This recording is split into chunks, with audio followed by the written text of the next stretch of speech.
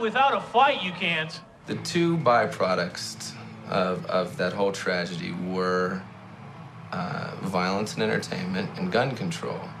And how perfect that was the two things that we were going to talk about with the upcoming election. And also then we forgot about Monica Lewinsky, and we forgot about the president was shooting bombs overseas, yet I'm a bad guy because I've sang some rock and roll songs. And who's a bigger influence, the president or Marilyn Manson? Do you know, I'd like to think me, but I'm going to go with the president. Do you know that the day that Columbine happened, the United States dropped more bombs on Kosovo than any other time during that war? I do know that, and I think that that's really ironic, you know, that nobody said, well, maybe the president had an influence on this violent behavior. No, because that's not the way the media wants to take it and spin and turn it into fear, because then you're watching television, you're watching the news, you're being pumped full of fear. There's floods, there's AIDS, there's murder, cut to commercial. Buy the Acura, buy the Colgate. If you have bad breath, they're not going to talk to you. If you got pimples, the girl's not going to fuck you. And it's just it's a campaign of fear and consumption. And that's what I think that it's all based on, is the whole idea that keep everyone afraid and they'll consume. Mm-hmm. And that's really as simple as it can be boiled down to. Right. If you were to talk directly to the kids at Columbine or the people in that community, what would you say to them if they were here right now? I wouldn't say a single word to them. I would listen to what they have to say, and that's what no one did. I'm Nicole Schlief. And I'm Amanda Lamontagne. And you went to Columbine? Yes. And you were with Eric and Dylan? In their class? Yeah, we were in their bowling class. You were in their bowling class? Yeah. What's bowling class? It's just an elective you can take for a gym credit. Where's the educational value of this a little bit? I guess there isn't really any. There's not. Is there any? Yeah, I learned how to bowl a lot better. Yeah. That's for sure. What were Eric Harris and Dylan Klebold like? Weird. Yeah.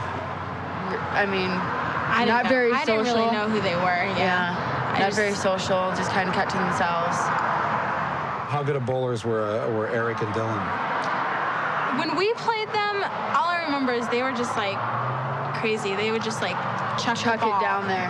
Throw the ball down there. Didn't really care too much about how they bowled. They didn't really care about their scores. What were the suspects doing the morning of attack? I told you that I'd heard that they were bowling. That's the only thing that I'm aware of. So did Dylan and Eric show up that morning and bowl 2 games before moving on to shoot up the school? And did they just chuck the balls down the lane? Did this mean something? Well, I guess they went to their favorite class. Why wasn't anyone blaming bowling for warping the minds of Eric and Dylan to commit their evil deeds? Was it not just as plausible as blaming Marilyn Manson? After all, it was apparently the last thing they did before the massacre. But wait a minute. There's lots of bowling going on in other countries. And don't they listen to Marilyn Manson in Germany, the home of sinister goth music? Zum Gothic Festival. Don't they watch the same violent movies in France? No. Most of the violent video games are from Japan. Many people in America believe that it's the breakup of the family unit that's caused so many wayward youth to turn to violence. Save me the trouble. I'll run away and kill myself. How'd you like that? You can't keep me here. But statistics show that there are more broken homes and divorce in Great Britain than in the U.S. It's official. Fergie's marriage has ended. Liberals contend that it's all the poverty we have in America that causes all this violence. But the unemployment rate in Canada is twice what it is here. Of course, most people say it's because we Americans have a violent history, a violent past. Cowboys and Indians, the Wild West, a history of conquering and bloodshed. Well, if that's all it takes to end up with such a violent society like we have in America, how do you explain this?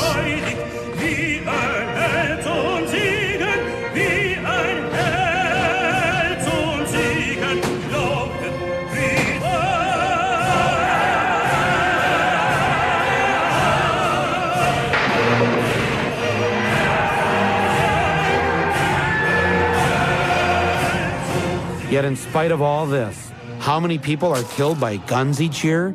In Germany, 381. In France, 255.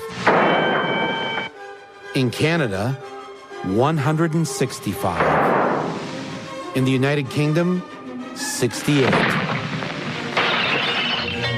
In Australia, 65. In Japan, 39. In the United States, 11,127. But that to me brings up an important question. Then what is so different about Americans? Are we homicidal in nature? Because in Europe, in Australia, most other free world countries, they don't have this. They don't have people who snap and go on